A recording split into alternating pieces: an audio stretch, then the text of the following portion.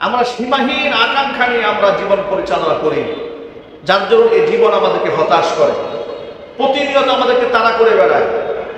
ইমানদার ব্যক্তিকে কখনো অভাব তাড়া করতে পারে না, কারণ ইমানদার এমন জীবনযাপন করে না, এমন কোনো উচ্চ আকাঙ্ক্ষা ইমানদারের অন্তরে থাকে না যা পাওয়ার জন্য সে মরিয়া হয়ে থাকে। ইমানদার প্রতিনিয়ত পরকালের প্রস্তুতি গ্রহণ করে থাকে। দুনিয়ার সফলতাও তার কাছে সফলতা নয়, দুনিয়ার ব্যর্থতাও তার কাছে মূল ব্যর্থতা নয়। তার কাছে মূল সফলতা পরকাল, তার কাছে মূল ব্যর্থতা হচ্ছে পরকালের ব্যর্থতা। কথা ঠিক কিনা বলে? পরকালীন সফলতা মূল সফলতা, পরকালীন ব্যর্থতা মূল ব্যর্থতা। দুনিয়াবি সফলতাও সফলতা নয়, দুনিয়াবি ব্যর্থতাও ব্যর্থতা নয়। কোরআন মাজিদে আল্লাহ তাআলা বিষয়টি স্পষ্টভাবে তুলে ধরেছেন, কুল্লু নাফসিন যায়িকাতুল মাউত ওয়া ইন্নামা তুওয়াফাউনা উজুরাকুম ইয়াওমাল কিয়ামাহ ফামান যুহজিহা আনিন নারি ওয়া উদখিলাল জান্নাতা ফাকাদ ফাজ ওয়া মাল হায়াতুদ দুনিয়া ইল্লা মাতাউল গুরুর। আল্লাহ বলছেন প্রত্যেকটা প্রাণীকে মৃত্যুর স্বাদ আস্বাদন করতে হবে।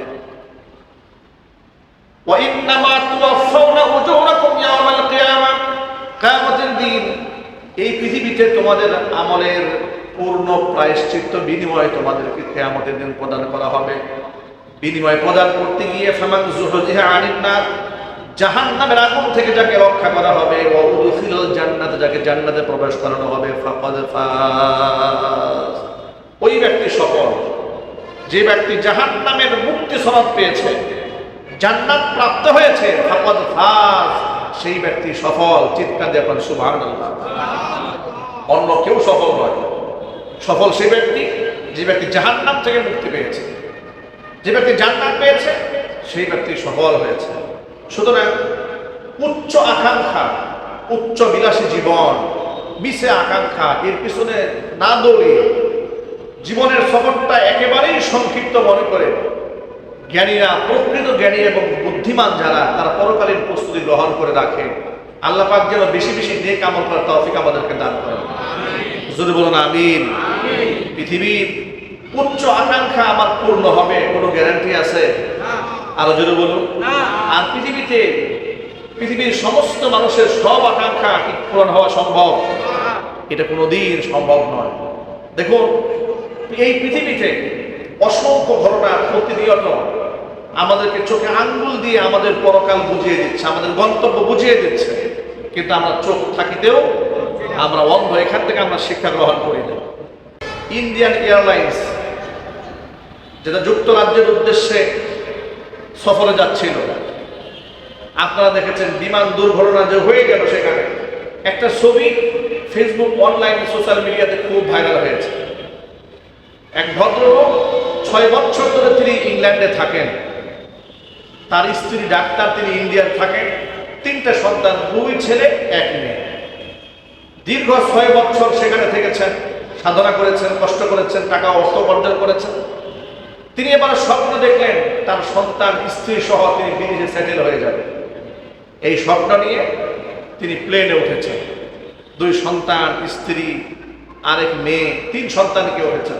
আনন্দঘন মুহূর্ত ফেসবুক স্ট্যাটাস দিয়ে ভাইরাল করেছেন, আত্মীয় স্বজনের কাছে পাঠিয়েছেন। মাত্র 10 সেকেন্ডের মাথায় জীবনটা এখানে শেষ হয়ে গেল, স্বপ্ন এখানে শেষ।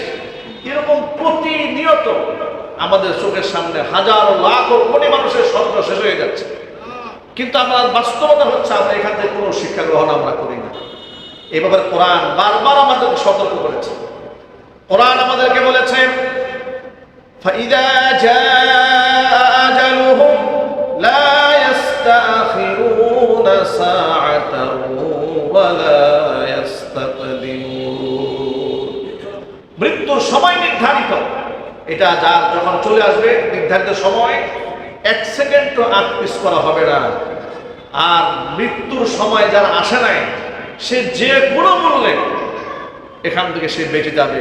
এক যাত্রীর খবর পেলাম, 242 জন যাত্রীর মধ্যে একজন 10 মিনিটের জন্য তিনি ফ্লাইট ধরতে পারেন নাই, তিনি ওই ফ্লাইটে উঠতে পারেন নাই। 10 মিনিটের জন্য তিনি আফসোস করেছেন, কান্না করেছেন, দুঃখ করেছেন।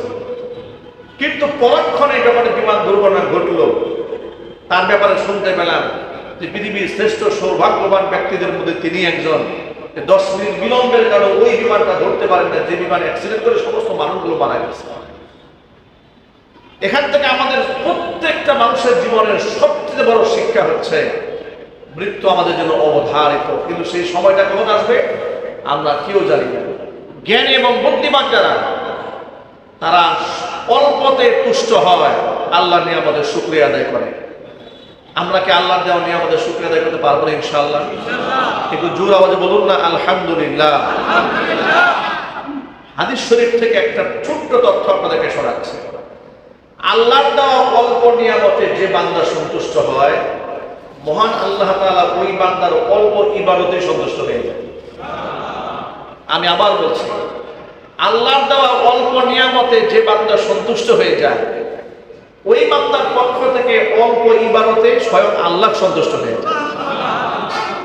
এই জন্য পৃথিবীতে অল্প পেয়েছেন, হাহুতাস, আহারে আমার নাই, এর গাড়ি আছে, বাড়ি আছে, মিল আছে, ফ্যাক্টরি আছে, ইন্ডাস্ট্রি আছে, আমার কিচ্ছু নাই, এই ধরনের আফসোস মনের মধ্যে রাখবেন না কখনো। শুধু এতটুকু মনে রাখবেন যে এই সফরটা কিন্তু একেবারে সংক্ষিপ্ত সফর, একদম সংক্ষিপ্ত সফর। যে কোনো মুহূর্তে সংক্ষিপ্ত সফর আমার শেষ হয়ে যাবে। এই জন্য অবৈধ ইনকাম, হারাম হালাল, জায়েজ নাজায়েজ, ঘুষ, দুর্নীতি, এগুলা করার কোনো মানেই হয় না। মানুষকে ঠকিয়ে, ধোঁকা দিয়ে, বোকা বানিয়ে বিলাসী জীবনযাপন করার কোনো প্রয়োজন নাই। রিজিক আমাদের জন্য নির্ধারিত, ঠিক কিনা যদি বলেন? আর হারাম রিজিক, এটা মানুষকে মানসিকভাবে শান্তি দেয় না, পৃথিবীতেও তাকে লাঞ্ছিত করে, অপমানিত করে, পরিবারের কাছে, সমাজের কাছে তাকে একেবারে নগণ্য, তুচ্ছ বানিয়ে দেয়। আর হালাল রিজিক অল্পে তুষ্ট ব্যক্তি দুনিয়াতে প্রত্যেকটা মানুষের কাছে সম্মানিত হয়, সেই ব্যক্তি আল্লাহর কাছে সম্মানিত হয়, ঠিক কিনা বলেন? এই যে আমাদের দেশে দেখেছেন, ইন্নাল্লাহা ওয়া মালাইকাতাহু ইউসাল্লুনা আলান নাবিয়্যি ইয়া আইয়ুহাল্লাযীনা আমানু সাল্লু আলাইহি ওয়া সাল্লিমু তাসলিমা।